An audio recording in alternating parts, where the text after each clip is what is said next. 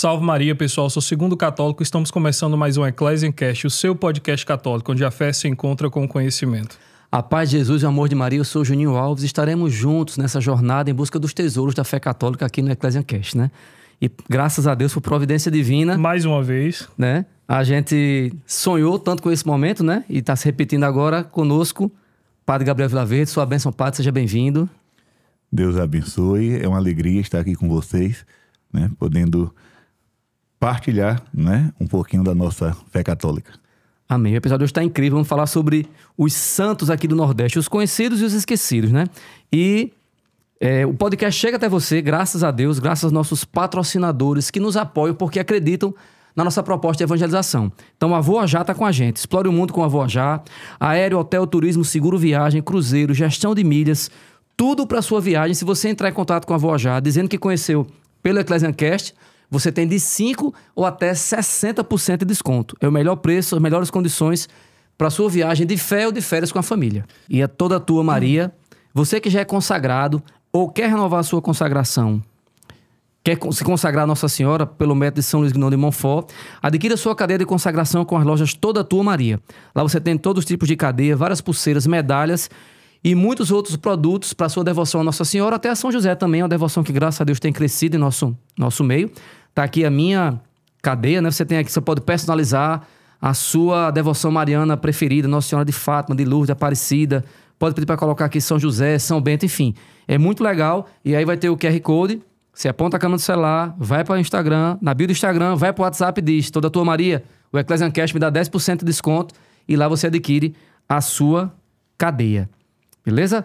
Vamos para o nosso tema de hoje, né? Com o Padre Gabriel Vilaverde aqui conosco. Padre, o Nordeste exala fé, né? A gente tem, na maior parte do Nordeste, um povo com muitas lutas, com muitas limitações, com dificuldades materialmente falando, mas parece que no lado espiritual uma coisa compensa a outra. A fé do povo faz o povo se manter firme e lutando. E a gente queria falar um pouquinho sobre isso hoje, falar sobre alguns santos que já são conhecidos do povo, outros que do grande público católico ainda não são conhecidos, mas que têm uma história belíssima para a nossa conversão também. A que é que o senhor atribui essa fé tão grande do povo nordestino? Na verdade, isso, primeiro a gente agradece aos chamados colonizadores, né? Nós fomos colonizados por Portugal e Espanha, e os missionários que vieram nessas caravelas plantaram a semente da fé cristã nessas terras. E essa semente brotou e está dando frutos até hoje, né? Como você mesmo disse, o Nordeste, principalmente aquela região onde a seca predomina, é uma região muito castigada. O povo sofre bastante, né? Claro que não como no passado. Hoje já existem alguns recursos que diminuem o sofrimento, né? Mas a fé sempre foi bastante acentuada. E isso a gente pode sentir principalmente na existência destes santos, né? Eles são frutos destes lugares, frutos destas terras sofridas, mas que, assim, não pode não nascer a batata, pode não nascer o feijão, mas o evangelho brotou e deu fruto. Graças a Deus. E um dos símbolos mais emblemáticos da fé católica aqui no Nordeste, sem dúvida, é Padre Cícero. E para quem não é da igreja, quem não conhece a fé católica, tem às vezes uma imagem muito controversa sobre a figura do Padre Cícero. E como o senhor já escreveu um livro contando a história do Padre Cícero, eu queria que o senhor desmitificasse um pouco essa visão que quem é de fora da igreja... político, né? Era aquela coisa toda, muita que visão intriga, política, né? Mas a história do Padre Cícero é belíssima, principalmente a questão dos milagres. Então, queria que o senhor contasse um pouco sobre a história dele. Padre Cícero, eu acredito que todo brasileiro já ouviu falar nele, porque ele faz parte da história do Brasil, né? Padre Cícero é uma das figuras mais biografadas do nosso país. Só que existem 3 versões do Padre Cícero. Existe a versão piedosa, né? Digamos assim, piedosa no mau sentido, que é a visão de muitos romeiros. Existe a visão histórica, verdadeira, concreta, quem foi o Padre Cícero de verdade, mas existe também uma outra versão que é a da difamação. Ele foi muito difamado, principalmente em livros. E essa versão difamada foi a que chegou ao conhecimento do povo, né? A versão piedosa, que eu falo assim no mau sentido, é aquela visão dos romeiros que, por falta de conhecimento, endeusam a figura do Padre Cícero. Transformam ele naquilo que ele nunca quis ser e que ele nunca foi. Inclusive, né? Alguns protestantes pegaram o vídeo de uma romeira, uma senhorazinha, que a gente se ouviu esse vídeo. Eu conheço aquela romeira, já estive com ela 2 vezes. Ela participa muito da missa lá na Igreja do Horto. É uma igreja que fica bem atrás da estátua do Padre Cícero. Ou seja, ali quem vai para a estátua, você caminhando assim alguns metros, você chega na Igreja do Horto, ela participa muito de missa lá. E todo mundo que ela para, ela conta aquela mesma história que registraram e colocaram na internet, né? Que história é essa? De que Padre Cícero foi quem bateu os primeiros pregos da barca de Noé, né? foi o Padre Cícero quem bateu. Sim, mas essa história que ela conta, outras pessoas também contam, né? Por exemplo, algumas pessoas diziam que ao falar com o Padre Cícero, ele afirmava ser a terceira pessoa da Santíssima Trindade. Minha nossa. Coisa que nunca existiu, né? Então essa visão, infelizmente, ainda existe e causa um prejuízo muito grande digamos assim, no processo de beatificação, né? A visão da difamação é justamente por causa da crítica exagerada ao povo nordestino, né? Ou seja, no Nordeste não sai nada de bom. Nada que vem do Nordeste tem valor. Padre Cícero, sendo um santo popularmente nordestino, então seria também, né, uma coisa assim, uma coisa assim desvalorizada. Agora, a realidade do Padre Cícero, quem conhece a sua história, suas cartas, o verdadeiro relato começa a ter ou devoção ou pelo menos uma admiração. Pode não se tornar um devoto, mas vai admirar aquele sacerdote. Foi o que aconteceu comigo. Porque eu passei por essas 3 formas de ver Padre Cícero, né? Eu tinha um preconceito por causa do que eu ouvia na escola, que Padre Cícero era amigo de Lampião, que Padre Cícero tinha armas, que Padre Cícero era simplesmente um político. Então eu já tinha um certo preconceito, mas não verbalizava, não falava isso para ninguém. Ouvia também essas versões de que ele fanatizou o povo e que as pessoas tinham ele como um deus. Quando um amigo, professor lá de Salvador, que é também historiador, ele disse assim: Gabriel, na época eu era seminarista, você só conhece Padre Cícero quando você começar a ler o que ele escreveu. Porque uma coisa é quem falou de Padre Cícero, outra coisa é Padre Cícero falando dele mesmo, né?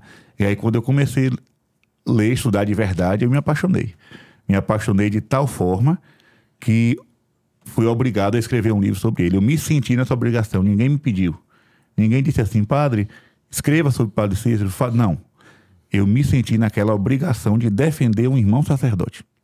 Um irmão caluniado, um irmão difamado, um irmão perseguido, que não merecia passar por aquilo, né? Hoje, quando eu vou em alguma missão, alguma cidade do Brasil, alguém me para e diz: padre, hoje eu sou devoto do Padre Cícero por causa do livro que o senhor escreveu. Tirou as escamas dos meus olhos. Eu tinha uma visão diferente, né, do Padre Cícero. Depois que eu li o seu livro, depois que eu assisti uma catequese sua, hoje eu já vejo o Padre Cícero de outra forma. Então eu fico agradecido a Deus por ter participado, digamos assim, dessa mudança, né, na visão que o povo tem do Padre Cícero. E como é que está o processo dele hoje de canonização? Hoje ele é servo de Deus. Graças a Deus ele recebeu, né, da igreja esse título, que na verdade é o título que se dá a toda aquela a quem a igreja permite uma abertura do processo de beatificação. Até então fica só na fé popular. Mas aí, na verdade, já existia toda uma busca, toda uma... Como é que eu posso dizer? Não digo um processo, mas existia uma busca pelo reconhecimento da figura do Padre Cícero, que até então era chamado de excomungado, não é? Muitos diziam que ele morreu inimigo da igreja, Essa versão ficou na cabeça do povo. E Dom Fernando Panico, ao chegar na Diocese do Crato, ele começou a rever todo o histórico do padre, pediu que todos os arquivos da Cúria relacionados ao padre Cícero, o baú fosse aberto, né? Que até então estava fechado, ninguém podia mexer, sequer mexer, mas aí ele permitiu que esse baú fosse aberto. Tudo veio à tona, tudo foi pesquisado, foi revisto, né? E aí enviaram para Roma. Quando enviaram esse processo para Roma, o Papa Bento XVI, na época, deu à igreja que o padre Cícero construiu o título de Basílica Menor. Então, para mim, isso aí já foi um grande reconhecimento, né? Porque se ele fosse um herege, um excomungado, um inimigo da igreja, o santuário fundado por ele, né, a igreja fundada por ele, não receberia o título de Basílica Menor. Então, o Papa Bento XVI deu um grande empurrão, digamos assim. Só que muitas pessoas ainda questionavam. Não, ele não foi reabilitado, não foi readmitido, ele não pode ser chamado de santo. E aí veio agora o novo bispo do Crato, Dom... Deu um branco, meu Deus do céu. Eu vou lembrar o nome dele. Essa informação agora, pesquisei para mim, meu filho. Pai. E aí ele foi a Roma, esteve com o Papa Francisco e pediu, né, abertamente que a igreja pudesse olhar para o caso Padre Cícero. Dom Magnus Henrique, desse branco. Obrigado, Google. E aí ele pediu ao Papa Francisco que pudesse olhar, digamos assim, para a situação do Padre Cícero com mais carinho. E o Papa Francisco disse: eu quero ajudar o Padre Cícero. Foi a resposta que o Papa deu. Eu quero ajudar o Padre Cícero. E aí, pouco tempo depois, veio a Carta de Roma, dizendo que podia, né, criar o processo de beatificação.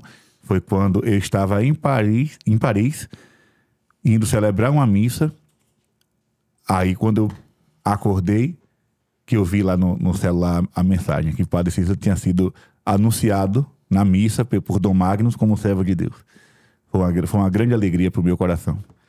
Padre, muitas vezes acontece isso com a gente, com uma pessoa do convívio, né? Um colega do trabalho, um amigo, uma pessoa da igreja. Você, às vezes, não vai muito com a cara dele, porque alguém falou isso, falou aquilo outro. E quando você vai conhecendo a pessoa, convivendo, você, digamos, derruba aquelas barreiras e vai começando a admirar e tal. Sim.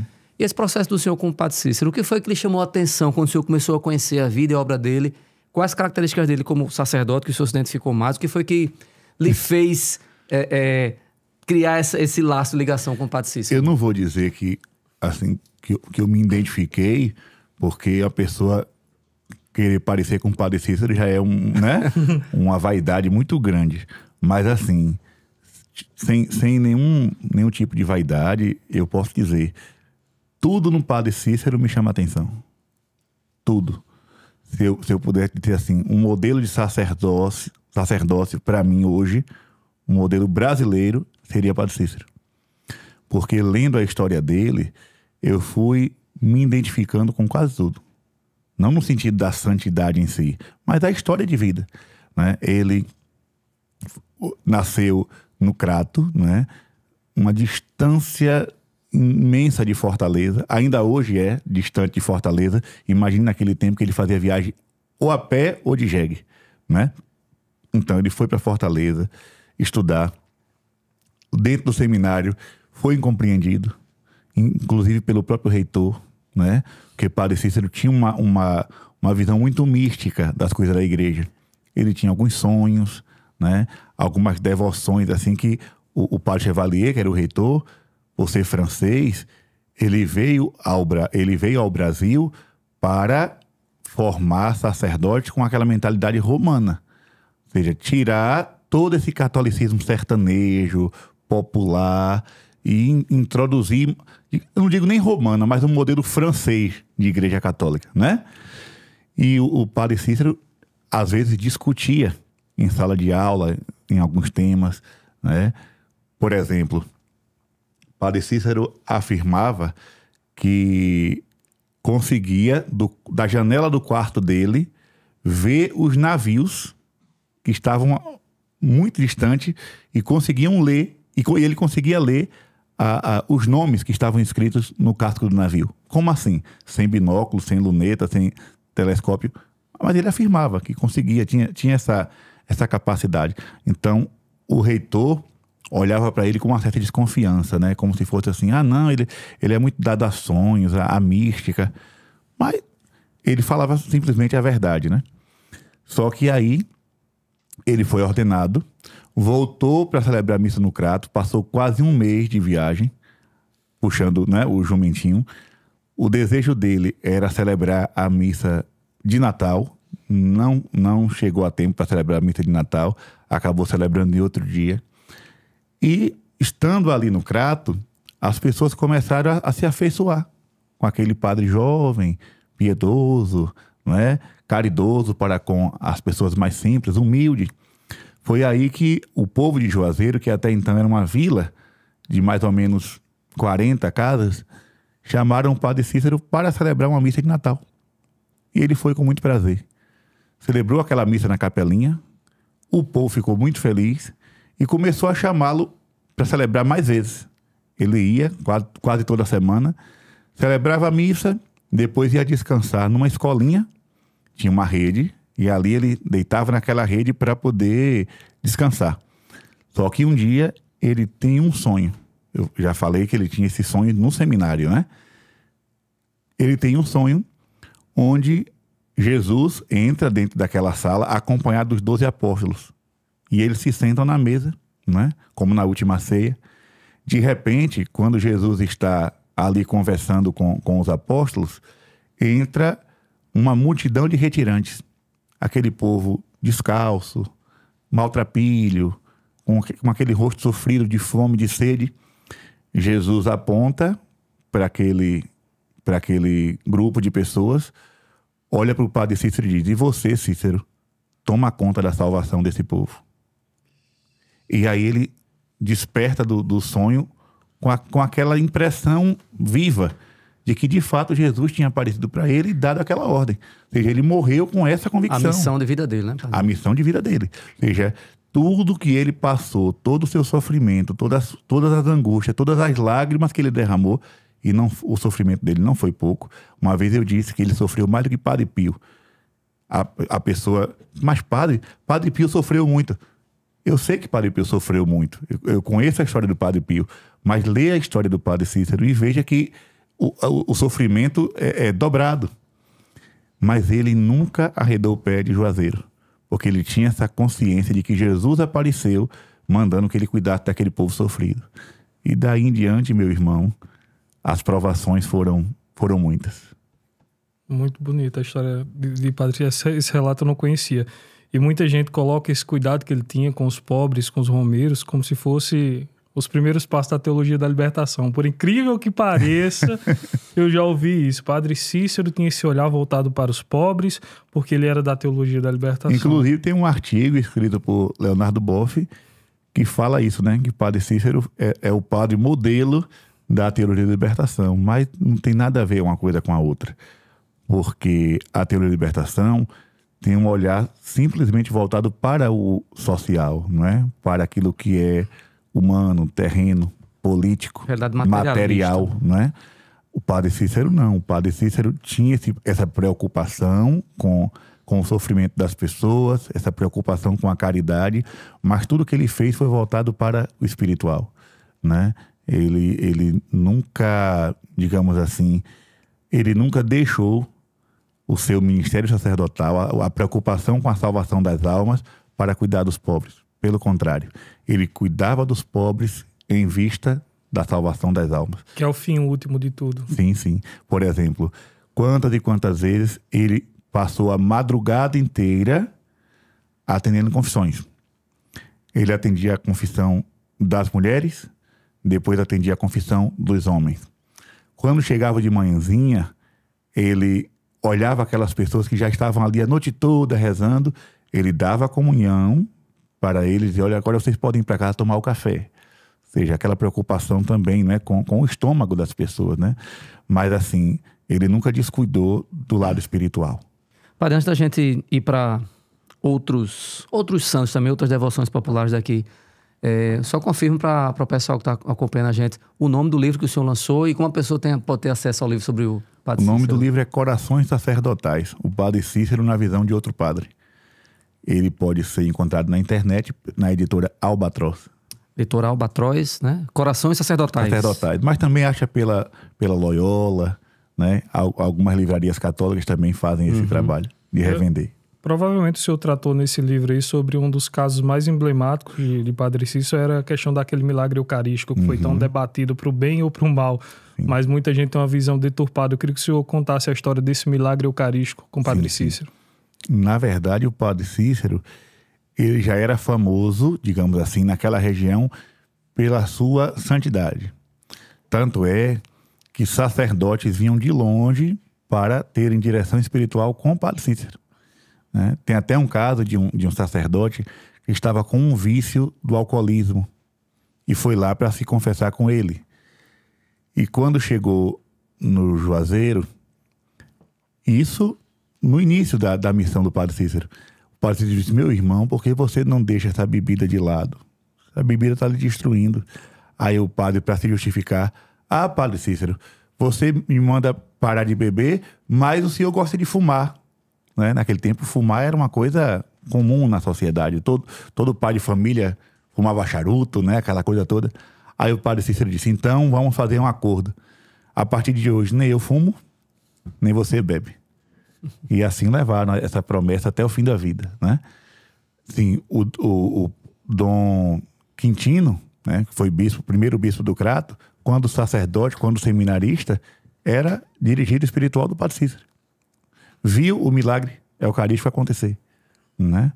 Mas assim, a fama, digamos assim, extrapolou os limites do Ceará quando aquela jovem negra, analfabeta, lavadeira, chamada Maria Madalena do Espírito Santo de Araújo, né? Ela era uma das que fazia parte do grupo de beatas. O que eram as beatas? As beatas eram mulheres que vestiam um manto preto, né? Era um vestido preto de manga comprida, um cordão de São Francisco amarrado na cintura e um véu preto que caía assim por cima dos ombros. Essas mulheres viviam como religiosas, viviam como freiras, mas cada uma vivia na sua casa. Mas tinha aquele compromisso de viver o celibato, comungar, ir à missa, zelar das coisas da igreja. Então, Maria de Araújo, desde criança, entrou nesse grupo e o Padre Cícero acompanhava ela. Só que, um dia, ela contou ao Padre Cícero que durante a comunhão ela sentiu como se alguém lhe desse um abraço. E quando ela chegou em casa, ela percebeu que no seu peito ficou uma cruz em forma de sangue, uma cruz de sangue, né? Uma marca em forma de cruz. E o Padre Cícero viu essa marca. Contou ao bispo da época. O bispo disse: guarde silêncio, não fale para ninguém. Ou seja, a prudência da igreja, né? Então o Padre Cícero não contou para ninguém. Mas ela continuou falando para o Padre Cícero em confissão algumas experiências místicas. Estava vendo Jesus, estava vendo a Virgem Maria, né? Entrava em êxtase. Um belo dia, no dia 1º de março de 1889, ela estava na missa. No final da missa, o padre foi dar a comunhão. A primeira que comungou foi ela.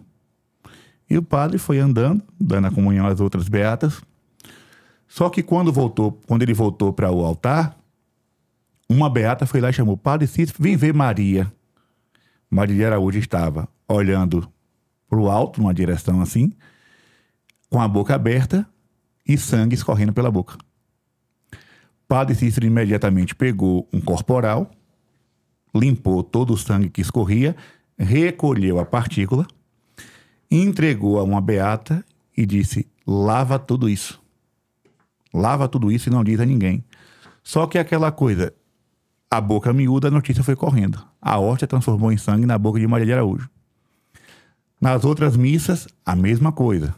Ele colocava a hóstia na boca da beata, daqui a pouco a hóstia transformava num pedaço de carne e o sangue escorria pela boca. Algumas vezes ele mandou engolir, comungue. Nas outras vezes ele recolheu e mandou uma outra beata lavar os panos. Só que um dia, o padre Monteiro, que era reitor do seminário do Crato naquela época, chegou lá no Juazeiro. E o padre Cícero confidenciou isso para ele. Disse assim, olha, está acontecendo um mistério aqui. Tem uma das beatas daqui da paróquia que toda vez que comunga, a hóstia transforma em sangue. Mas não comente isso com ninguém, não. Esse padre estava indo para Fortaleza.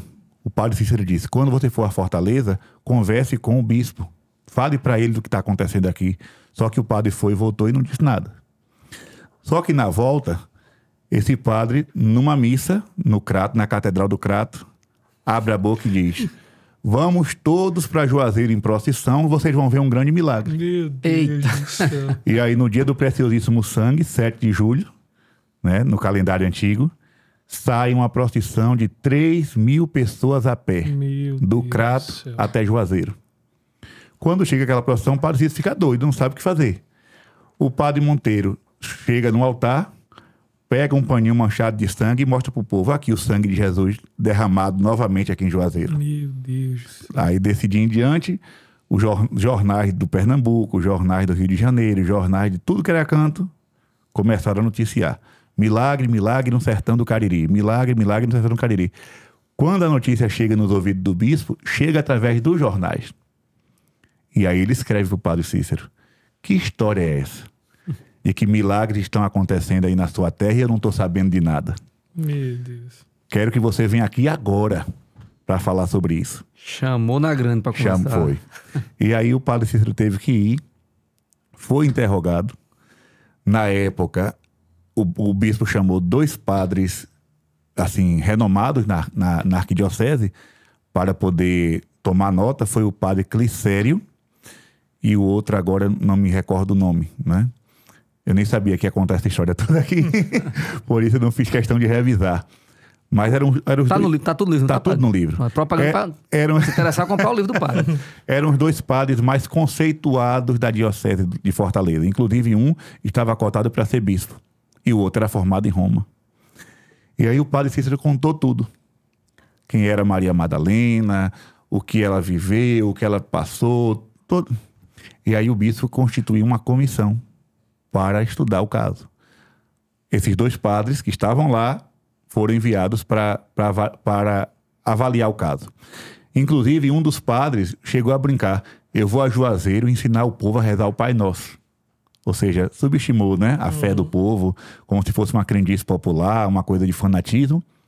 E aí eles fizeram 3 dias um retiro do Espírito Santo, pedindo as luzes de Deus para depois investigar o caso.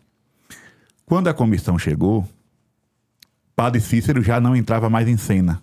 Padre Cícero ficava cuidando de outras coisas. Os 2 padres da comissão foram os que celebraram a missa e deram a comunhão para a beata. E a hóstia novamente se transformou. Porque assim, a suspeita era Padre Cícero ele está manipulava forjando... alguma coisa para parecer o milagre. Era manipulação do padre. Uhum. Só que os outros padres que vieram de Fortaleza deram a comunhão e aconteceu a mesma coisa. Chamaram um médico chamado Dr. Madeira para investigar o caso. Dr. Madeira foi, avaliou, viu que era sangue, né, tudo direitinho. Lavou a boca da beata com uma substância chamada percloreto de ferro. Segundo ele, era uma substância capaz de estancar o sangue de um cavalo. E aí fez a beata gargarejar com essa substância e cuspir numa bandeja. Quando cuspiu, água pura, branquinha, não tinha nada, não tinha sangue, não tinha nada. Quando recebeu a comunhão, sangrou. Sangue. E dessa vez a hóstia chegou a ficar no formato de coração. E aí a comissão investiga de lá, investiga de cá, investiga outras beatas, investiga padres daquela região, pede testemunhas, assinatura, etc. Tal, manda de volta para o bispo. O que está acontecendo aqui é um fato que podemos chamar de milagre. O bispo ficou furioso. Ele não aceitou o relatório.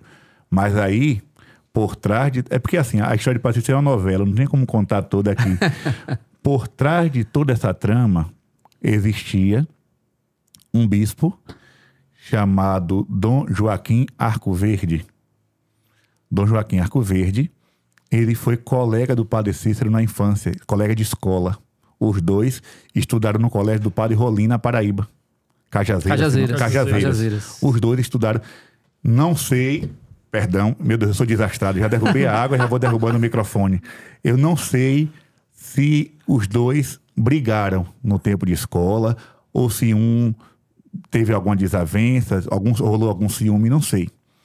Eu só sei que Dom Joaquim nunca foi com a cara de Padre Cícero. E quando ele soube, né, que o Padre Cícero estava se tornando nacionalmente conhecido com essa história, ele escreve para o bispo de Fortaleza. Escreve para o bispo de Fortaleza dizendo: considero Padre Cícero um hipnotizador. E essa mulher que está recebendo a Eucaristia é uma médium, um espírita, né? Como é que pode? Isso se ele analisar o caso, nem nada. Não, ele nem chegou a ver. Ele nunca tinha visto a Beata, nunca tinha visto nada.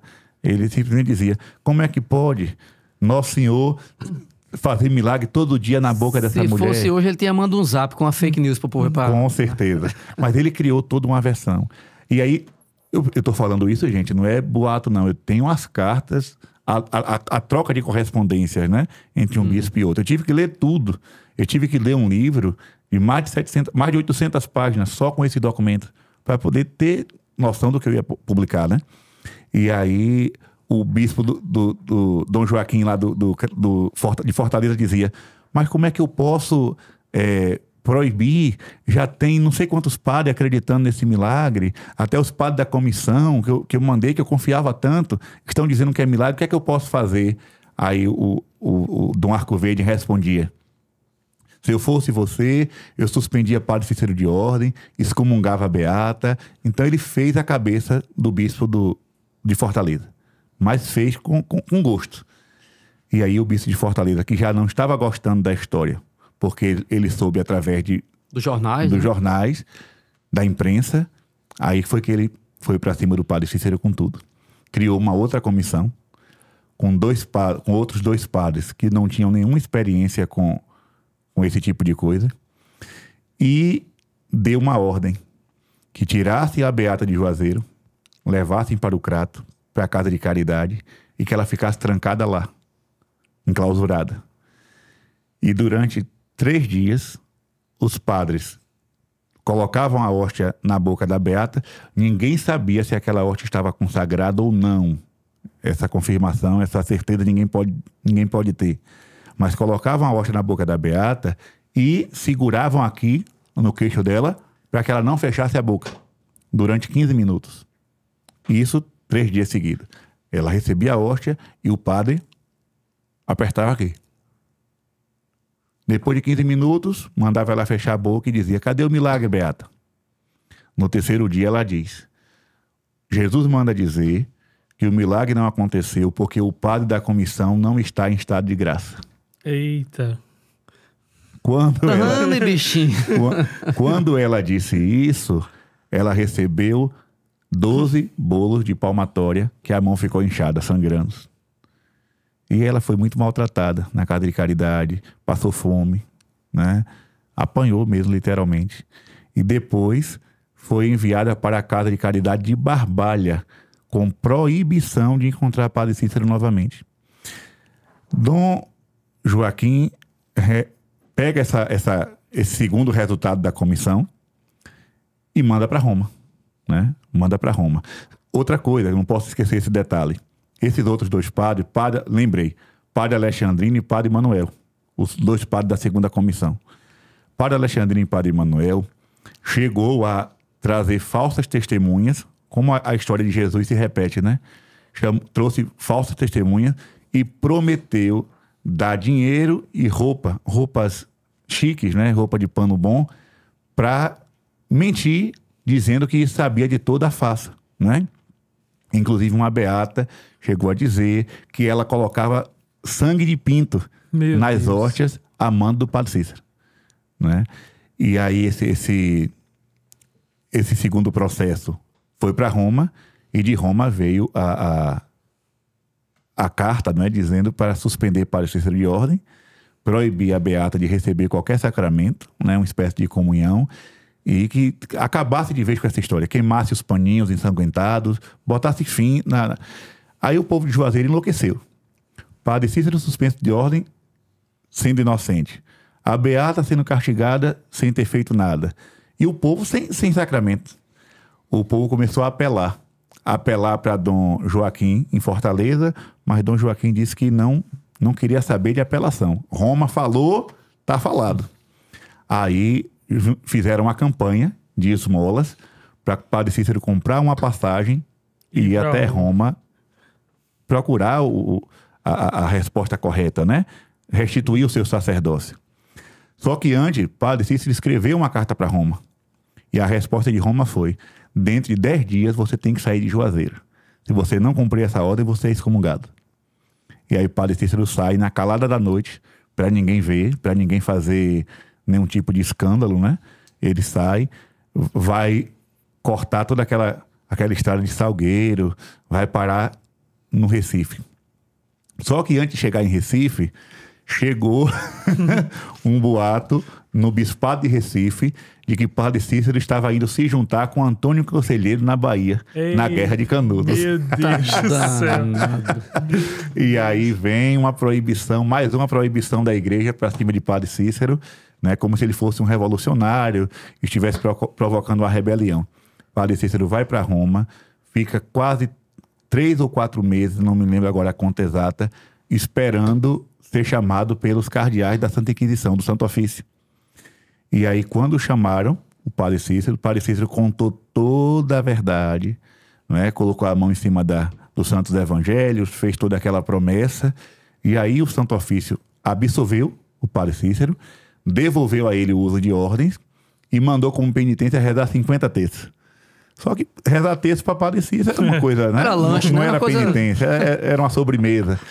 Então ele volta de Roma, se encontra com o Papa Leão XIII, leva 2 crucifixos para o Papa Leão XIII abençoar, um para dar Dom Joaquim, lá em Fortaleza, o bispo dele, e outro para dar Dom Arco Verde, que foi o seu perseguidor. E aí o Papa abençoa esse crucifixo, ele traz, entrega aos bispos. Quando ele chega no Ceará, o bispo diz a ele: eu não recebi ordem nenhuma de Roma para você voltar a fazer uso de ordem, a celebrar missa. Se você quiser celebrar missa, você pode celebrar, mas fora de Juazeiro. Dentro de Juazeiro, não. O Padre Cícero disse: e agora, o que é que eu faço? Minha mãe cega, doente, 2 irmãs para tomar conta, 2 irmãs solteiras para tomar conta, uma multidão de pobres que depende de mim para comer. O que é que eu faço? O bispo não tem conversa. Quer celebrar missa? Somente fora de Juazeiro. Então, o que é que aconteceu? O Padre Cícero volta para Juazeiro e todos os dias ele montava no jeguinho e andava cerca de 10 quilômetros para celebrar missa numa capela bem distante de Juazeiro. E o povo ia atrás em procissão, né? E aí, meu irmão, quem quiser saber o resto da história... Compra o livro. Eu acho que o podcast já acabou, não? Uma hora dessa. Compra o livro, né? Sensacional. É engraçado, padre, né? Como a gente falou disso nisso, o senhor falou, eu achei muito interessante, o senhor atribuiu aos colonizadores, né? Que já nos trouxeram, plantaram a fé aqui. Como a gente vê, lógico, o Padre Cícero é um expoente, mas a gente vê outros relatos também. Frei Damião, Padre Ibiapina, na questão ali do Brejo Paraibano também. Padre Ibiapina foi quem influenciou o Padre Cícero a ser padre. O Padre Cícero esteve presente numa missão dele, lá no Crato, e foi esse carisma do Padre Ibiapina que incentivou o Padre Cícero a buscar o seminário. Olha aí, Padre Ibiapina, eu morei um tempo na cidade de Areia, né? E ali pertinho, fica perto ali da cidade de Arara, né? Onde tem o santuário, né? Onde tem toda preservada a história dele, a missão dele. E lá o pessoal tem essa divulgação da missão de Padre Ibiapina, né? Eu não sabia realmente que ele tinha sido essa influência, né?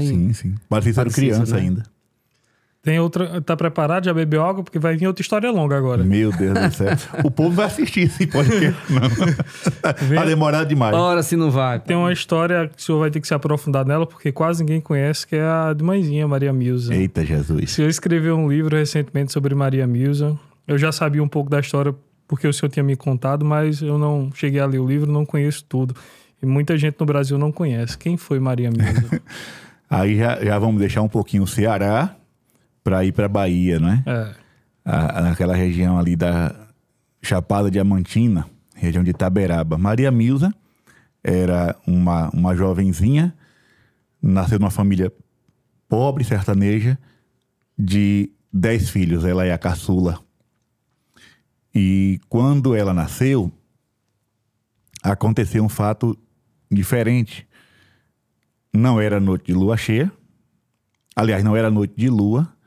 E na hora que ela nascia, brilhou uma grande luz no céu, como se fosse uma lua. E essa luz era como se invadisse a casa. Clareou tudo, né? O pai, assustado, olhou assim, mas lua cheia hoje? Não é dia para isso. E ela ainda bebezinha, as irmãs contavam que, olhando assim pela brecha da porta, via um raio de luz azul que descia por um buraco da telha e pairava em cima da bebezinha. Mas até então, ninguém pensava em nada, né, de mistério. Quando Maria Milza cresce, fica ali adolescente, ao invés de brincar, de ir para a festa, de sair com os amigos, ela só queria saber de rezar e cuidar de doente. Ela chegava na casa de uma pessoa, se não tivesse comida, ela ia em casa, escondida da mãe, abria a despensa, pegava lá um pouco de café, um pouco de feijão, um pouco de qualquer coisa e levava para essa pessoa. Se ela chegasse numa casinha pobre, tivesse toda bagunçada, ela varria, ela colocava água nas talhas, né? Se tivesse uma pessoa doente, ela dava banho, trocava a roupa. Ela só queria saber dessas coisas. Quando foi um dia, a madrinha dela, Joana, disse para ela: Ô Milza, tu só quer saber de cuidar de doente. Aqui não tem vida para tu, não. Vamos para Salvador, que lá eu te coloco para ser enfermeira. E ela foi para Salvador, a contragosto, para obedecer a madrinha, trabalhar no Hospital das Clínicas, que até hoje existe. E lá no Hospital das Clínicas, o que os médicos diziam era que ela ficava a noite toda, de leito em leito, rezando o rosário, e tinha a maior facilidade para aplicar uma injeção. O médico não achava a veia, chamava Maria Milza, ela ia lá e... Só que um dia ela falou para as pessoas que moravam com ela, ela disse: eu tenho que voltar para Alagoas. Alagoas é o povoado de Itaberaba. Eu tenho que voltar para Alagoas, eu tenho uma missão lá. Meu coração me diz que eu tenho que voltar para Alagoas. E ela deixa de ser enfermeira, volta para Itaberaba e, chegando lá, encontra a mesma pobreza de sempre. Só que aí, saindo de casa e indo com uma prima para a casa de um tio chamado Severo, onde ela ia aprender a bordar, no meio do caminho ela recebe uma mensagem, uma locução interior. Naquele tempo ninguém sabia o que era isso, né? Nessa locução interior, uma voz dizia a ela que ela voltasse para casa, arrumasse tudo, que iria chegar muita gente procurando por ela sem precisar de convite. E que ela ia curar as pessoas e saber a vida das pessoas sem ninguém dizer nada. Ela olhou para a prima chamada Anitta e disse: ô Anitta, será que eu estou ficando doida ouvindo essas vozes? Aí a Anitta disse: não, Milza, tu não está ficando doida, não. Desse dia em diante, Maria Milza começou a descobrir pessoas que estavam doentes. Ela dizia assim: na casa de fulano de tal tem alguém que está acamado, eu vou lá. Chegava lá, rezava na pessoa, a pessoa ficava de pé. Ah, o filho de não sei quem está doente, eu vou lá que eu vou rezar. Pegava a criança no colo, rezava, daqui a pouco a criança ficava boa. Aí a notícia começa a se espalhar. Tem uma moça no povoado de Alagoas que está tendo um dom diferente, né? De curar as pessoas. Daí sai um caminhão de Itaberaba, cheio de gente, o povo curioso, né? Para ver Maria Milza. Quando esse caminhão saiu, assim na beira da estrada, tinha um rapaz chamado Clóvis, apelidado Thor. Thor, ele nasceu saudável, mas quando criança teve uma febre, tomou uma injeção que atrofiou os pés as pernas e os braços. Então ele andava se arrastando pelo chão. Aí alguém do caminhão disse: pega a Thor, leva também. Aí pegaram o Thor, sem falar com a mãe, sem falar com o pai, jogaram em cima do caminhão e desceram. Quando chegaram lá, Maria Milza estava no quarto. Aí ela disse assim: aí na sala tem um filho precisando de mãezinha. Mãezinha Nossa Senhora, né? Aí ela saiu do quarto, chegou diante de Tó, borrifou água benta e disse: levante, meu filho, Nossa Senhora está mandando você levantar. Ele disse: mãezinha, eu não posso. Levante, meu filho, pegue nas minhas mãos. Na hora que disse: pegue nas minhas mãos, Tó me contou. Eu tive a graça de entrevistá-lo meses antes dele morrer. Na hora que ele pegou nas mãos de Maria Milza, é como se ele sentisse o corpo dele queimar, um calor diferente. E aí ele foi sentindo firmeza na perna, ficou em pé e saiu andando. E aí ele andou a igreja, andou pela praça toda, gente desmaiava, gente dava viva a Nossa Senhora, gente chorava. Quando ele voltou para casa, a mãe desmaiou, a avó desmaiou. E ele conta que ficou até de madrugada andando para mostrar para o povo da cidade. Todo mundo chegava lá querendo saber se era verdade. E o povo já conhecia, né? Ele andava pela feira, se arrastando. O povo dizia: cadê? Tá andando? Aí ele saía, mostrando o milagre. Desse dia em diante, meu irmão, se Maria Milza já estava tendo fama de milagreira, aí foi que a coisa se espalhou. Na época, passava por Itaberaba o trem que vinha de Minas Gerais. E aí você imagina o que era aqueles trem cheio de romeiros para ver Maria Milza. Era milhares e milhares de pessoas todos os dias. E ela, pobrezinha, sem saber lidar muito com essas coisas, né? A única coisa que ela fazia era rezar o texto, rezar o ofício de Nossa Senhora e pedir a Nossa Senhora que abençoasse os doentes. E todo mundo que ela tocava ficava curado. Cego, enxergava, paralítico andava, loucos ficavam bons. Teve muitos casos de loucos que chegaram lá amarrados de corrente, porque eram violentos, né? E se ficassem soltos, eles acabavam com tudo. A minha madrinha, que é viva até hoje, graças a Deus, esteve lá nessa época, na década de 50, e testemunhou tudo isso. Ela disse: meu filho, eu vi coisas em Alagoas que eu nunca imaginava ver. Ela ainda lembra de uma mulher que não governava os músculos do pescoço. Então a cabeça dela girava assim, como se fosse uma mola, né? E ela dizendo assim: meu filho, Maria Milza dava jeito em tudo. O jeito simples dela explicar, né? Maria Milza dava jeito em tudo. Então os loucos chegavam lá, ela dizia: desamarre. Mãezinha, não faço não, mãezinha, que ele vai acabar. Meu filho, desamarre. Aí quando desamarrava, o louco ia ficando quietinho, voltava para casa bom, falando. Mas teve também um caso de um protestante de Feira de Santana, chamado José Clemente. Sempre tem um. Eu sabia que ele ia falar. Eu tô rindo aqui. É um amor grande. Isso é que é ser. Eu tô rindo aqui, não é do caso do que aconteceu com ele, não. É porque eu imaginei que segundo... E aí, falou de protestante. Daqui a pouco ele manda um abraço pra Luteira aqui. Esse homem, duvidando de Maria Milza, foi pra lá fingindo ser cego. Botou um óculos escuro, né? Uma espécie de bengala. E chegou lá: ô Maria Milza, por favor, me cure. Ela bateu a mão na cabeça dele e disse: ô meu filho, tu veio pra cá bom e vai voltar doente. E a partir desse dia ele não enxergou mais. Minha nossa senhora, já pensou? Eu, quando eu escutava a história, você der um vento, o anjo da boca mole dizer amém, você podia fazer careta no cara. Pensa no castigo. Foi. E aí, muitos outros casos, assim, relatos de milagres mesmo. E aí a igreja, na sua prudência, vai investigar, vai acompanhar, mas graças a Deus nunca encontraram nada de errado em Maria Milza. Tanto é que o cardeal da época, o cardeal da Silva, chamou ela em Salvador para entrevistá-la, né? Fazer uma espécie de audiência.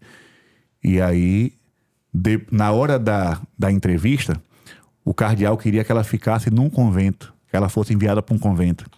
E ela dizia para o cardeal: meu convento é a casa de meus pais. Mãezinha não me quer no convento, mãezinha me quer no meio do povo, ajudando o povo. E para que o senhor não tenha dúvida da missão que Nossa Senhora me deu, ela vai lhe curar nesse momento, Nossa Senhora, né? De um problema que o senhor sente aqui. E aí botou a mão na barriga dele, em cima do órgão que estava doente. E ele ficou curado naquela hora. Em agradecimento, ele deu a ela os quadros da Via Sacra, que foram colocados na capela. Eu não sei se é o que está lá até hoje. Não, essa informação eu não tenho. Mas acredito que seja. Os quadros doados por um cardeal. E aí, Dom Lucas Moreira Neves, que também foi cardeal de Salvador, acolheu Maria Milza, tratou mãezinha com muito carinho, chorou, inclusive, conversando com ela. E o cardeal Dom Avelar, foram 3 cardeais que ela encontrou. Dom Augusto, Dom Avelar e Dom Lucas.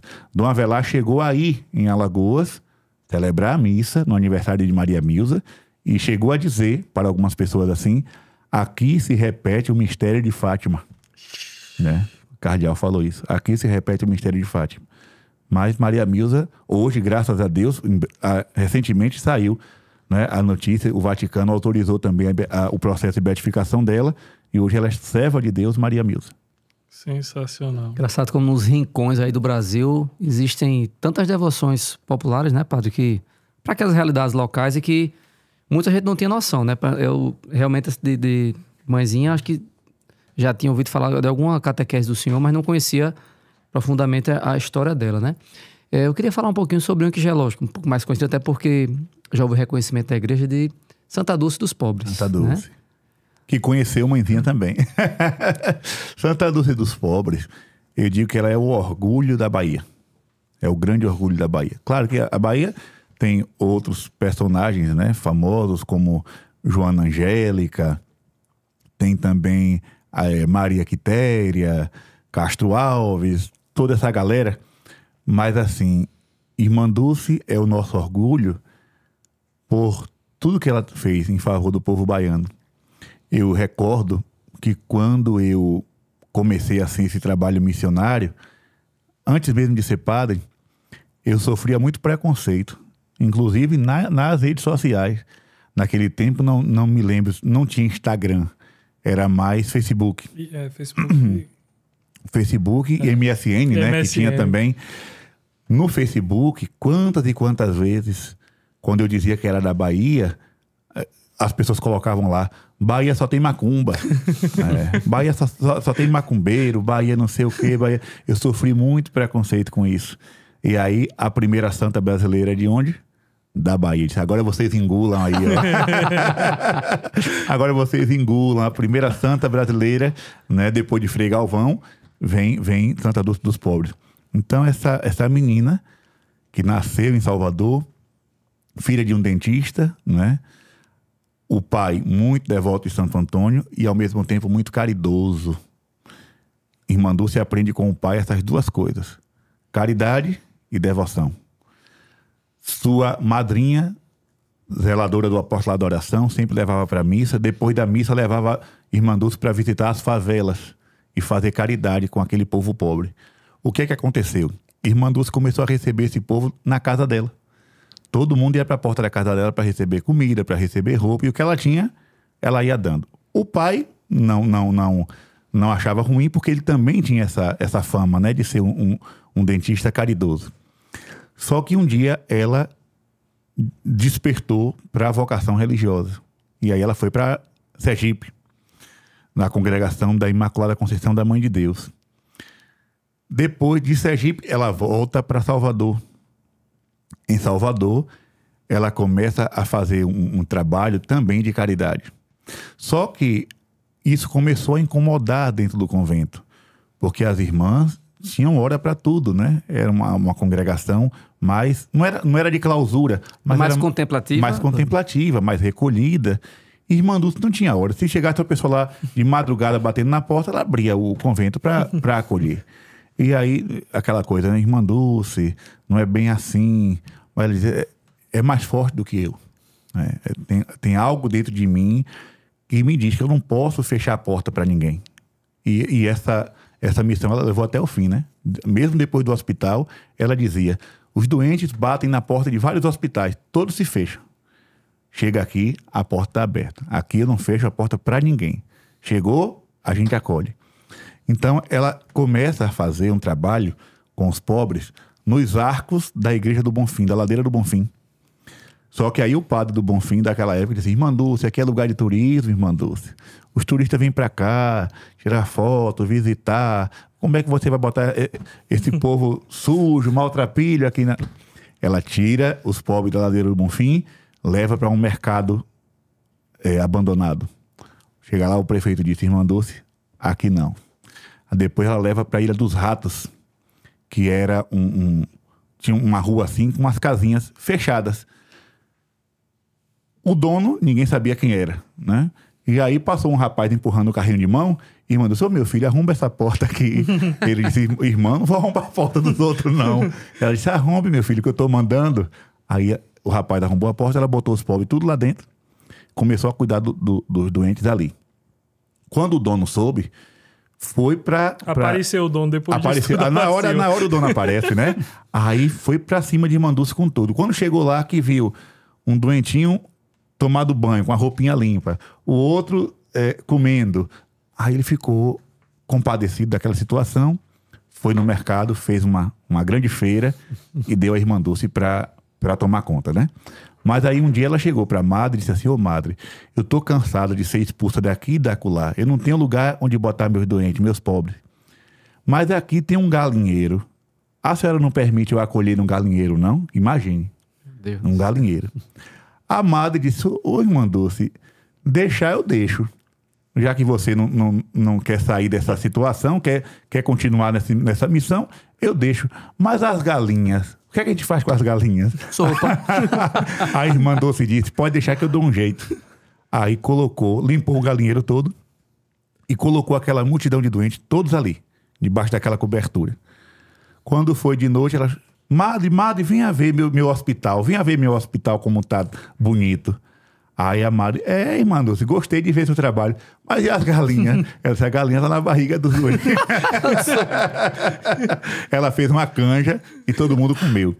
Desse galinheiro nasce o Hospital Santo Antônio, que tá lá até hoje. É uma grande obra, né? Toma não sei quantos quarteirões. E assim, Irmã Dulce, as pessoas olham simplesmente esse lado caritativo dela, né? O lado social. Mas ela era uma mulher de muita intimidade com Deus. Podemos dizer que era uma mística também. Não no sentido de Maria Milza. Dom de cura, dom disso, dom daquilo. Não.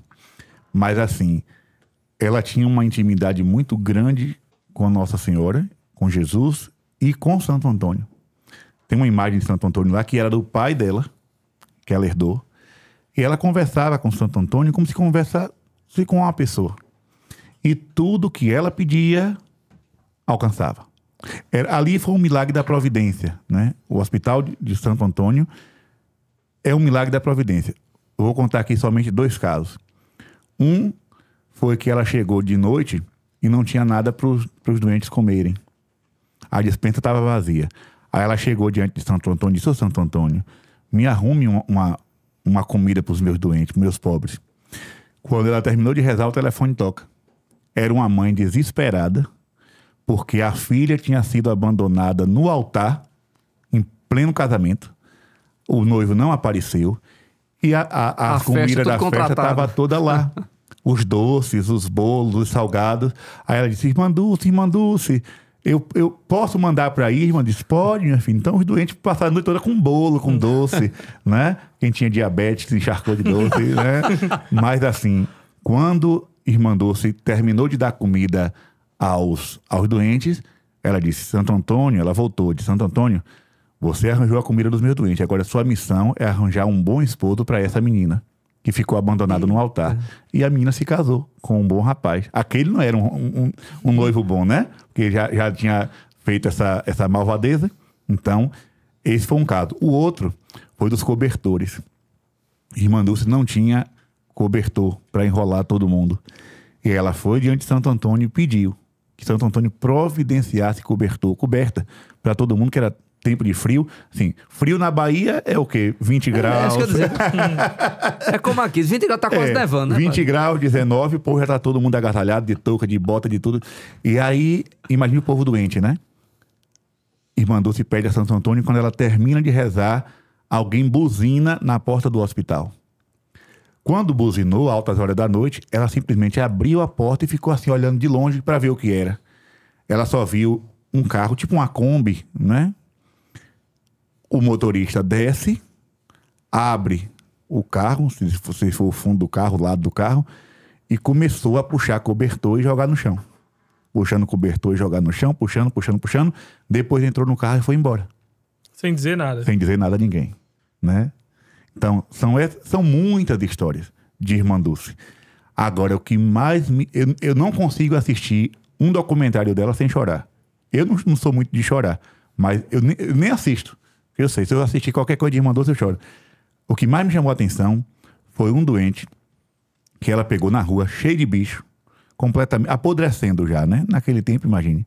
O morador de rua hoje já está numa condição precária, imagine há 40, 50 anos atrás. Ela disse, meu Deus, eu não tenho mais cama, não tenho mais leito, o que é que eu vou fazer? Aí ela lembrou que no necrotério do hospital dava para botar embaixo das pedras onde ficava o morto. Tinha uma vaguinha, dava para botar ali um colchonete e alojar. E assim ela fez. Pegou esse rapaz, chegou no necrotério, botou uma caminha, botou a coberta, o travesseiro, café, pão, remédio, tudo direitinho, e ele ficou lá. Quando foi no outro dia, que Irmã Dulce foi ver, ele estava assobiando, cantando com aquela alegria. Aí ela disse, ô meu filho, você aqui, um morto em cima de você, um cadáver em cima de você, e você aí embaixo assobiando. Aí ele respondeu, ô minha mãe. Uma coisa que me chama a atenção, os povos chamavam ela de mãe, né? Ô minha mãe, é porque aqui é melhor do que lá fora. Né? E aí, essas coisas me comovem muito, sabe? Porque eu sou padre, eu sou membro da igreja, né? Sou do clero, mas eu não consegui ainda fazer nem 1% do que Irmã Dulce fez. Então a vida dela, para mim, me causa vergonha, né? Ou seja, eu me acho cristão, mas quando eu olho para a Irmã Dulce, eu me pergunto, que cristão eu sou? Que cristão eu sou? Um cristão egoísta, né? Que me preocupo com a hora de tomar café, me preocupo com a hora de almoçar, me preocupo com a hora de jantar, me preocupo com o que vou vestir, como diz o Evangelho, né? Os pagãos que se preocupam com essas coisas.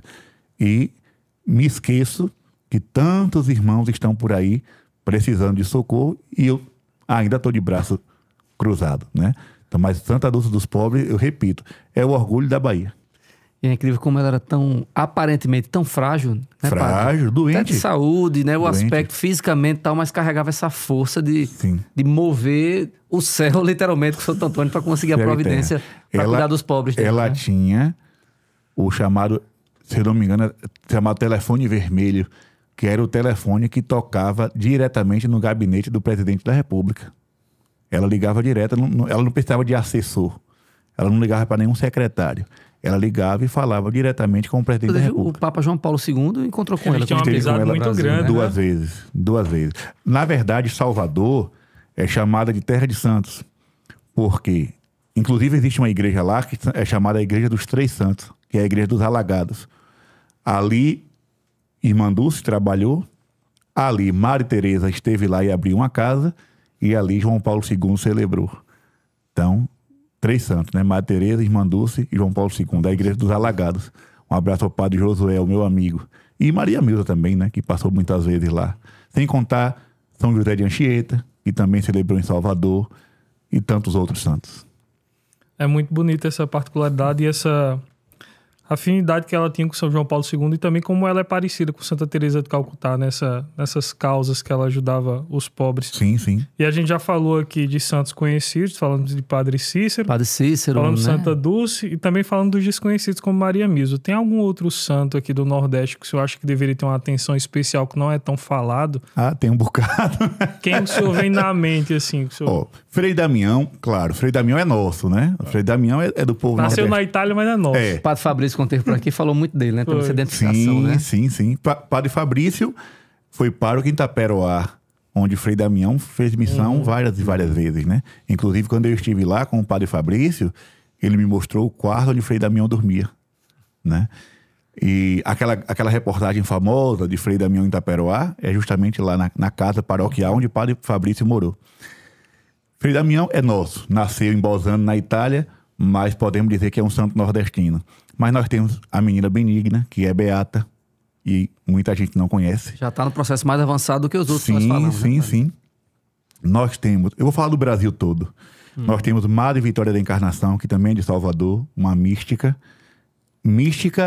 no mesmo nível de Santa Rita de Cássia. De ter experiências com o sofrimento de Jesus, de andar com a cruz às costas, né, de fazer grandes penitências. Temos também aquela... Como é aquela de Minas Gerais? que o pessoal... Minas Gerais tem um bocado. Tem a Chica. Tem a Chica. Tem a Chica, que já é beata. Tem Isabel Cristina, que já é beata. Tem o Padre Vitor, que já é beato. Tem o Padre Eustáquio, que já é beato. Só em Minas tem 4. Né? Tem o Padre Miguel do Cajuru, que ainda não é beato, mas é um grande santo místico também, que transformava água em vinho, né? Nesse nível. Nós temos a de Santa Catarina, a beata Albertina, também, que é a mesma história de Santa Maria Gorete, e o povo não conhece. Nós temos Madre Paulina, do Coração Agonizante, que nasceu na Itália, mas veio para o Brasil ainda novinha, e se santificou aqui, né? Já foi canonizada. Nós temos Frei Galvão, que mesmo sendo do Brasil, eu acho que a história dele também não é muito conhecida. E o povo fala em Frei Galvão das pílulas. Porque a pílula, mas não conhece a grandeza de Frei Galvão. Frei Galvão levitava. Frei Galvão tinha o dom de ler as consciências. Frei Galvão bilocava, estava em 2 lugares ao mesmo tempo. Então, são coisas grandiosas da vida desses santos que o povo brasileiro não sabe. O brasileiro valoriza aquilo que é de fora, mas o que é de casa, eles... Não só dos santos, tudo que é de fora. Tudo que é de fora é bom. Se você chegar, me dê essa caneca aí, meu filho, por favor. Perfume brasileiro, perfume francês. Qual é que a gente pega? O francês. Vinho chileno e vinho brasileiro. O que é que o povo bebe? Chile. O chileno. Então, assim, veio de fora, o povo brasileiro se curva e coloca a cabeça no chão. É do Brasil. Não é tão bom assim. Sempre é visto com desconfiança. Tem também o cenarista, né? Guido Chefe também no Rio de Janeiro, né? Que Guido também... do Rio de Janeiro. O Rio de Janeiro tem outros também. Tem Guido, tem Odetinha. Tem uma menina também que morreu com fama de santidade. Então, assim, se for botar... Inclusive, eu tô com a promessa. Eu prometi há mais de 4 anos que eu ia escrever um livro contando a história de todos os santos brasileiros. Ia dedicar um capítulo para cada um. Quando o senhor escrever, venha lançar aqui, viu? Até o dia de hoje eu não cumpri essa promessa, mas vamos ver. Ele me prometeu do primeiro episódio do podcast ser com ele. A gente tá no 20º. Tá saindo agora. Então esqueça. Essa promessa deixa para fazer quando estiver perto, porque... Ó, ele cumpre as promessas que faz? Eu compro. Não. Eu vou deixar vocês entenderem. Padre, mas eu, pessoalmente, assim, eu admiro demais. Embora, lógico, é importante que a gente estude e conheça, né, a nossa catequese, tenha conhecimento da nossa fé. Mas eu, pessoalmente, assim, admiro demais e acho que talvez esteja muito mais perto do céu, das coisas de Deus, do que quem está nesse caminho de busca de conhecimento. São as senhoras mais simples, as pessoas mais simples que vão para a igreja, rezam seu terço, tem sua devoção mariana, ou do apostolado da oração. Essas pessoas que, na verdade, vivem no dia a dia da vida a fé, né? Para além do conhecimento, que é importante, que deve nos levar para essa vivência, às vezes a gente se perde um pouco e fica mais na teoria daquilo do que de quem está no dia a dia, né? na prática da fé. O conhecimento, ele só serve, o conhecimento teológico só serve se nos conduzir à vivência. Do contrário, meu filho, é só vaidade e orgulho, né? Hoje nós temos aí... Porque assim, se você olhar os séculos passados, não existia diferença entre ser teólogo e ser santo. Não tinha essa diferença. São Boaventura, São Tomás de Aquino, Santo Agostinho, né? Santo Inácio. Falou que é teólogo, ao mesmo tempo é santo. Tem uma vida de santidade. Santo Afonso, Maria de Ligório. Aí vem São Bernardino de Sena, São João da Cruz. Santa Catarina. Falou em teologia, falou também em vivência de santidade. Hoje é que nós vemos aí uma gama de pessoas que se dizem teólogas, conhecedores, mas que quando a gente vai ver no cotidiano não tem nada, né? Jesus diz que a boa semente pode frutificar, a boa semente que é o evangelho, né? Pode dar fruto de 100, de 60 e de 30. De 30. De 100, aqui é uma interpretação minha, viu? Posso estar equivocado. De 100 eu digo que são os santos. Aqueles que viveram virtudes heróicas. De 60 são aqueles que viveram a santidade, mas não em grau de heroísmo. E de 30 é o povão, que se esforça para viver a santidade, mas que não chega lá, digamos assim, né? E os demais, que se apertar não sai nem 10, nem 5, né? Ah, mas eu sei, eu conheço a Suma Teológica, eu conheço a Sagrada Escritura. Sim, o conhecimento é importante, mas e a prática? Enquanto isso, tem muitas pessoas aí, por exemplo, eu tive no outro podcast, onde se falava muito de conclave, né? Concílio Vaticano II, e não sei o quê.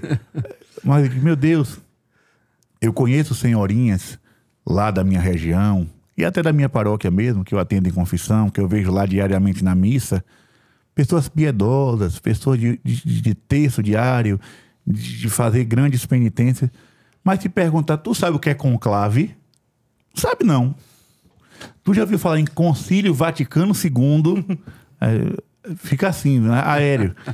Sabe que existe um Papa, sabe que existe Roma, mas não passa daí. Mas sabe o que é evangelho, sabe o que é perdão, sabe o que é caridade, sabe o que é oração, sabe o que é mudança de vida. E o que vai levar para o céu é isso, né? Lá no céu, vou colocar o nome de São Pedro no jogo por causa da popularidade dele. Lá no céu, São Pedro não vai perguntar a ninguém se conhecia os documentos do concílio. Jesus Cristo não vai perguntar a ninguém sobre os bastidores do conclave. Ele vai perguntar aquilo que diz lá em Mateus 25. Estive com fome, me deste de comer, estive com sede, me deste de beber, estava nu e me vestiste, estava preso e foste me visitar. É isso. Quem viveu as bem-aventuranças tem a salvação garantida. Agora, quem se preocupou somente com conhecimento, com especulação, com acúmulo de livros, de diplomas, de títulos, tudo isso vai ser enterrado junto com o seu caixão. É aquele versículo que São Tiago fala, que a gente usa muito para os protestantes para responder, que a fé sem obras é morta, a teologia sem obras também é morta. Não adianta de nada você estudar toda a Suma Teológica, mas e aí, cadê as obras? Sim. Cadê os frutos? A gente falava aqui nesse instante de Maria Milza, uma mística do mais alto grau. Maria Milza não sabia de nada dessas coisas, não é? Maria Milza, ela nasceu na missa tridentina, né, chamada assim, e ela viu a chegada do Concílio Vaticano II. Os milagres começaram em 55. O concílio foi em 65. Ela viu essa transição. O padre que celebrava em latim, voltado para o altar, depois do padre que ficou celebrando na língua vernácula, de frente para o povo. Mudou o quê? Nada. Ela permaneceu católica. Pois é. Permaneceu católica, permaneceu indo à missa, permaneceu tendo um grande respeito para com os padres. Inclusive, uma amiga contou isso para mim, que esteve lá com Maria Milza viva, e nesse dia um padre da TL rasgada. Porque hoje a gente fala de teologia de libertação, gente, a TL teve força, digamos assim, na década de 70 e 80. Então, quem não viveu aquela época não sabe o que é uma TL de verdade, né? Onde o padre subia no altar e rezava a missa não com o missal, mas aquilo que vinha na cabeça dele. Eu tenho uma filmagem desse sacerdote celebrando a missa em Alagoas, Maria Milza, coitada, com o rosário na mão, no meio do povo, olhava para o céu, olhava para o rosário, olhava para o céu, olhava para o rosário, olhava para o céu, olhava para o rosário, mas quietinha, sem dizer nada. E o padre no altar: vamos estender as nossas mãos para o pão e o vinho. Isso. E vamos agora pedir ao Espírito Santo que consagre o pão e o vinho. A nós descer divina. E o povo tudo cantando, sem saber o que estava acontecendo, né? E Maria Milza ali olhava para o céu, olhava para... Ela sabia que alguma coisa estava errada, mas nunca questionou o padre, nunca foi. Tanto é que nesse dia uma amiga estava lá e foi confessar com esse padre. E esse padre disse a ela que nada daquilo era pecado. Ela tinha consciência de que era pecado. Mas o padre disse: não, minha filha, fique em paz. Nada disso é pecado, não. Aquele velho discurso, né? E aí ela disse: eu vou falar com Maria Milza. Mãezinha, padre fulano fez isso, isso e isso. Ela abaixou a cabeça, fechou os olhos, depois olhou para essa minha amiga e disse: você já sabe o que fazer. E deu as costas. Naquela hora, essa minha amiga entendeu que ela deveria, em outra oportunidade, fazer uma confissão completa, né? Mas Maria mesmo disse assim, chame lá o padre que eu vou dizer umas coisas a ele. Eu disse, não, esse padre é assim. Não, ela nunca falou mal de nenhum sacerdote. Ela simplesmente abaixou a cabeça, fechou os olhos e disse a ela, você sabe o que tem que fazer. E foi cuidar da vida dela. E você sabe o que tem que fazer, né? Curta esse vídeo aí. Se você não é inscrito no canal ainda, se inscreva, tá bom? A gente tá no número aí... Esse episódio vai um pouquinho ao ar depois, eu não sei, mas orbitando aí os 50 mil, vamos estar passando bem. Então ajuda a gente pra se inscrever no canal. Não tem um cafezinho, né? Não, minha gente. Tem café. Consegue, a gente consegue. Eu só tô bebendo água. Não, ele é falador. Eu ofereci antes do episódio começar. Eu disse, o senhor quer o quê? Isso é verdade, café? Eu não quero nada. Tu ofereceu café, foi? Não ofereci. Eu não prestei atenção, não. Ofereceu. Só tá aqui pra descer o pau, só. Então preste atenção, curta o vídeo e preste atenção também quem tá nos apoiando aqui, tá? Voajar, explore o mundo com a Voajar. Hotel, aéreo, viagem, seguro, viagem, cruzeiro, gestão de milhas, tudo para sua viagem de férias com a família. Se você entrar em contato dizendo que conheceu pelo podcast EcclesiaCast, você tem de 5% até 60% de desconto. Toda a tua, Maria, você que já é consagrado ou quer se consagrar a Nossa Senhora, né, pelo método de São Luís Guinot de Montfort, adquira sua cadeia de consagração com a Toda a Tua Maria. Lá você tem todos os tipos de cadeia, várias pulseiras, medalhas, você pode personalizar, escolher a sua Nossa Senhora de Devoção e muitos outros produtos dedicados à Nossa Senhora também a São José. Tem o QR Code, aponta para ele, você vai pro Instagram da Toda Tua, no Instagram clica no link da bio, vai pro WhatsApp e diz lá, Toda Tua, o EcclesiaCast me deu 10% de desconto e aí você adquire a sua cadeia com 10% de desconto. Maravilha. Contar mais um pouquinho aqui o papo, queria só fazer um breve comentário sobre o que o padre falou, né, padre? Hoje, simplesmente no tempo que a gente tem na internet hoje, que dá acesso, né, a uma ampla gama de conhecimento e de pessoas também que utilizam a internet. E é interessante como as pessoas se incomodam muito mais, né, em criticar, corrigir realidades que vivem. E é como o nosso Senhor mesmo fala, né, assim, antes de tirar a trave do olho, né, a gente precisa primeiro, como o Mãezinha disse, você sabe o que fazer, é confessar, comungar, rezar seu rosário, ler a palavra e viver como um bom cristão. E aí, começando o seu exemplo, né, com o conhecimento, buscando conhecimento, lógico que é muito importante, mas levar para uma profundidade disso, né, dessa vivência prática da fé. Que o povo simples ensina muito mais do que os teólogos, né? Sim, com certeza. Outra coisa é que o senhor falando aí que naquele tempo, da década de 50, 60, a teologia da libertação era muito pior do que é hoje. E a gente tira por quê? Hoje, se qualquer teólogo da libertação falar alguma coisa, a internet tá aí para expor. Imagina naquela época, que não tinha essa exposição para eles, que eles faziam o que queriam, não tava nem aí para nada. E o povo também não entendia, né? Não sabia o que era. Eu lembro que, assim, quem conhece um pouco da minha história sabe, eu vivia numa região rural, onde missa era uma festa, missa era uma raridade. O padre chegava lá, vai ter missa, todo mundo corria. Mas a gente vivia de celebração da palavra, né?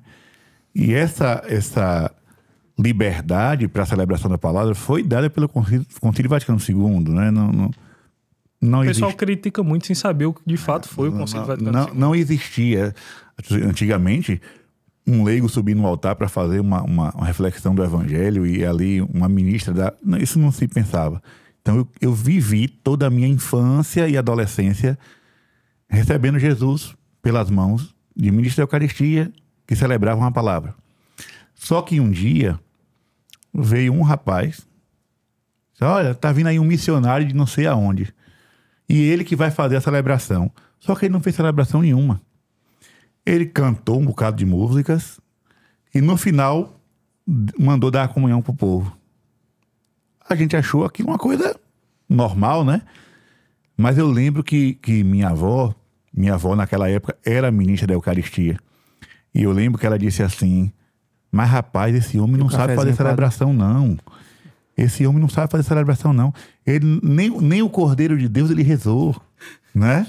Depois de muito tempo, já no seminário, que eu vim entender o que era toda essa questão, né? E compreender que aquele rapaz não era nada mais, nada menos que um expoente, né, da TL, e que o que ele fez ali não foi nenhuma celebração da palavra, nem nenhuma outra coisa, né?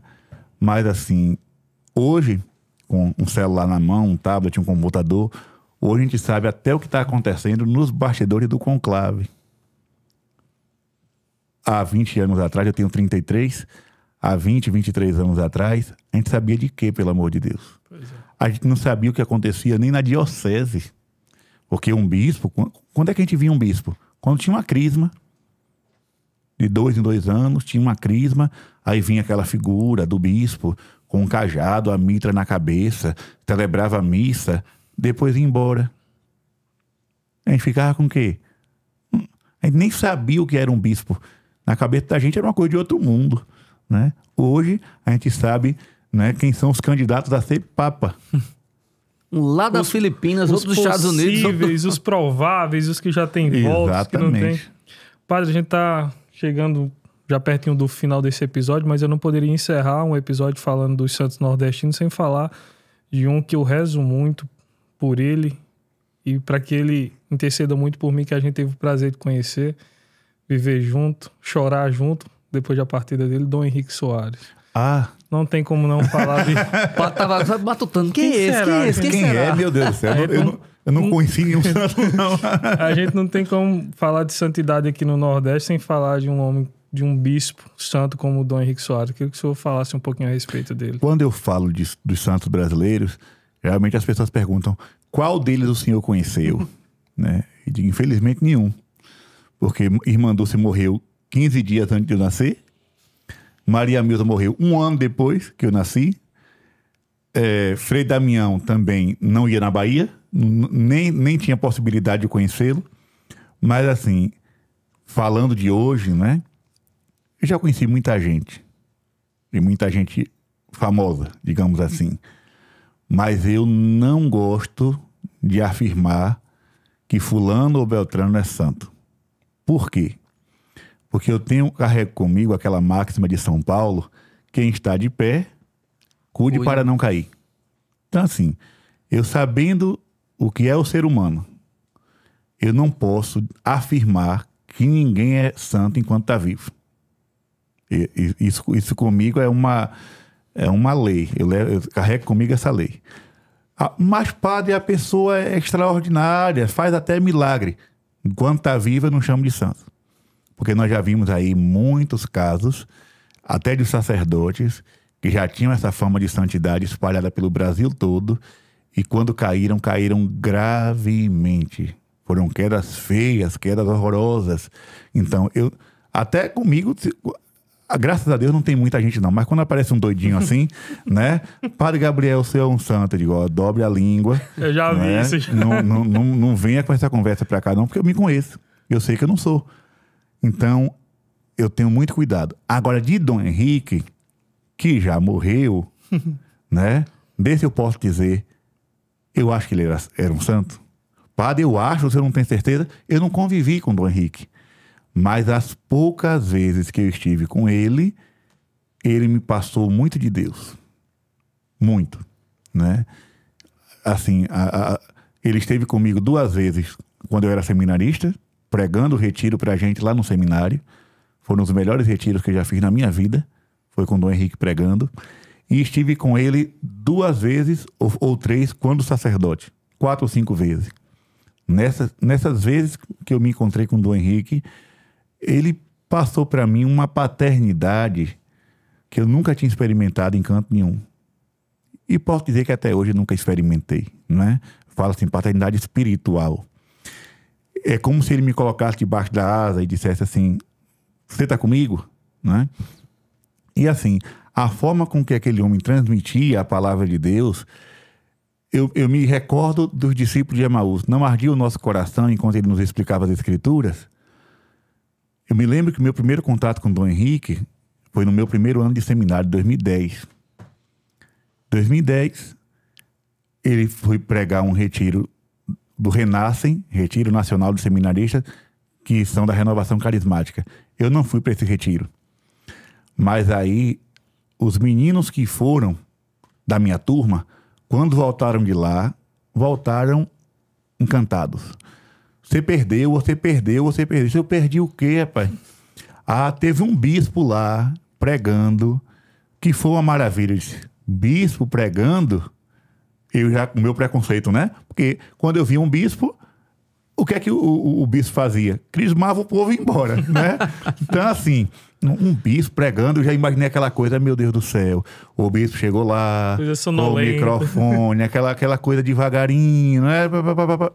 Ele, não foi assim, não. Eu trouxe o CD das pregações para você ouvir. Isso, então me dê CD para eu escutar. Eu tinha no quarto um som de CD, né? Não existe hoje, não existe mais. E aí, eu lembro que sem vontade nenhuma, eu coloquei o CD para tocar, já de noite, apaguei a luz e deitei. Esse aí o CD vai rodando, eu vou pegar no sono. Meu irmão, nos primeiros minutos daquela pregação, eu já fiquei agoniado. Acendi a luz, sentei na cama e fiquei escutando. E escutei o CD todo. Isso não é possível. Não é possível. Nunca tinha escutado nem padre, nem bispo, nem papa. Ninguém nunca tinha falado de Jesus como aquele homem. E aí, quando foi no outro dia, eu já... Dom Henrique pra lá, Dom Henrique pra cá, e eu queria procurar na internet pregação de Dom Henrique, não sei o que de Dom Henrique, me tornei um fã. E quando eu o conheci pessoalmente, aí foi que eu tive a convicção de que o que saía da boca daquele homem não era somente palavras, mas era uma vida de intimidade com Jesus. Aquele homem, de fato, foi um apóstolo, né? Não na teoria, simplesmente, mas um apóstolo como João, que descansou a cabeça no coração de Jesus e dali colheu as coisas mais belas que o Espírito Santo pode nos dar. Então, Dom Henrique, até hoje, referência para mim de ensino da fé católica, que eu conheci pessoalmente, é ele. Com todo respeito aos outros. É isso aí. Enquanto o Pato toma um cafezinho, só dar um recadinho importante aí, né? Cássio vai colocar aí um QR Codezinho para você que quer ajudar o EclesiaCast, né? Nós temos nossos parceiros que nos colaboram aqui conosco, mas a gente também tem despesas, né? Para poder manter aqui o podcast, gravar com essa qualidade, com esse estúdio maravilhoso aqui. Então, você quer nos ajudar, tá aí o QR Code para você fazer a sua doação livre na tela. Já vi que apareceu, em algum lugar apareceu aqui. É graça. E... para você provar que ficou até o final aqui com a gente, certo? Você vai digitar aí, olha a palavra, Microsystem. O padre escutou aí a pregação do Henrique no Microsystem. Você não sabe o que é depois, sabe o que é isso, vai pensar na internet o que é. Microsystem, certo? Quando o padre ouviu o CD lá da pregação do Henrique. Foi no Microsystem. Curta o vídeo para provar que você tá aqui com a gente até o final do EclesiaCast. Antes de a gente encerrar esse episódio maravilhoso, padre, queria que o senhor deixasse uma mensagem para as pessoas da importância da sua vida de oração pessoal, da sua devoção popular, para que elas não se sintam muitas vezes diminuídas. Eu não conheço muito da Bíblia, não conheço muito do catecismo, tal, para que elas consigam equilibrar a importância de buscar isso, mas sem deixar viver o que de fato é mais importante, sustentar elas na oração. Eu peço que só reformule assim, falar o quê? Deixar um recado, uma mensagem para as pessoas, principalmente as pessoas que tem às vezes essa dúvida de que eu não conheço muito da Bíblia, Sim. eu não conheço muito do catecismo, como é que eu posso viver a minha fé? E tem às vezes essa angústia de se acharem diminuídas por isso. Entendi. Não se sinta diminuídas por isso, não. O que cabe a nós é a vivência do Evangelho, né? Vivendo o que Jesus nos pede, já estamos caminhando, digamos assim, para as famosas moradas de Santa Teresa d'Ávila, né? Ou a escada santa de São João Clímaco. Mas, se você puder buscar um pouco mais de conhecimento, é bom. É bom. E hoje, com o mundo da internet, tá tão fácil, né? Tá tão fácil. Antigamente, eu lembro que quando eu comecei para a escola, tinha que ir para a biblioteca, aquela montanha de livros. Você pedir o livro para consultar, ficar sentado na biblioteca com um lápis, porque não podia escrever de caneta. Era um lápis e uma borracha, olhando para o livro e escrevendo no papel, olhando para o livro e escrevendo no papel. Hoje nós podemos conhecer a Bíblia Sagrada no YouTube. Você pode colocar lá, Evangelho de São João. Você ouve o Evangelho todinho aqui, sem precisar pegar a Bíblia. Então, assim, a desculpa de não conhecer hoje, eu posso estar equivocado, mas eu vejo também um pouquinho de preguiça, né? Eu vejo também um pouquinho de preguiça, porque a facilidade está muito grande de buscar conhecimento. Agora, repito, a nossa carta magna é o Evangelho de Jesus. Você obedecer o que Jesus nos pede, você já está sendo um bom cristão. É isso. Queria agradecer por finalmente o senhor aparecer aqui no podcast, né? Sem mandar em direta, mas por finalmente o senhor estar aqui. E para quem ainda não segue o senhor nas redes sociais, no canal do YouTube, voltar a publicar alguma coisa naquele canal parado lá, que eu tomava de conta, que o senhor demorava... Que canal parado? Demorava a publicar as coisas. Que canal parado, pelo amor de Deus. Você tá por fora. Quem quiser seguir o senhor lá no canal do YouTube, no Instagram, deixa as redes sociais aí pro pessoal de casa. Tava parado quando ele tomava conta, né? Mas seja, agora que eu passei para outra Caso pessoa... de família agora aqui, vai dizer coisa Quando ele tomava conta, era 1 ano para postar um vídeo. Mas agora que tá na mão de outra pessoa, a coisa tá caminhando. Mas assim, quem quiser, é só colocar PE Gabriel Vilaverde. Vai aparecer, né? Abreviação de padre.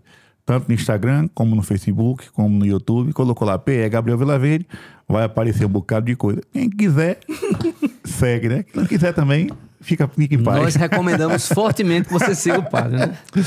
Ontem, meu Deus do céu, foi ontem? Foi. Um padre chegou pra mim, eu sigo as suas coisas, não perca seu tempo não. Mas o pessoal que gosta...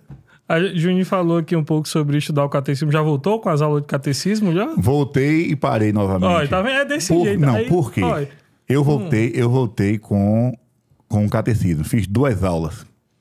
Quando foi para fazer a terceira, começam os mutirões de confissão na cidade.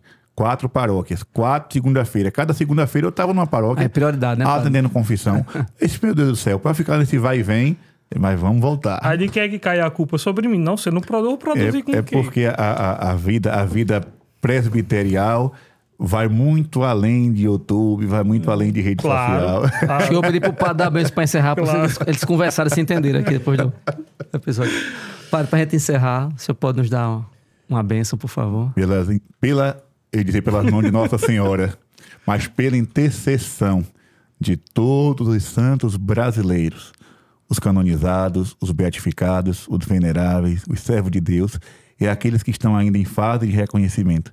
Desça sobre você, sobre a sua família, sobre os seus projetos, a bênção do Deus Todo-Poderoso, Pai e Filho e Espírito Santo.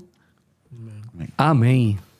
É isso aí, pessoal. Esse foi o Ecclesiancast, o seu podcast católico, onde a fé se encontra de fato com o conhecimento. É isso aí, gente. Boa noite, Deus abençoe. Deus abençoe.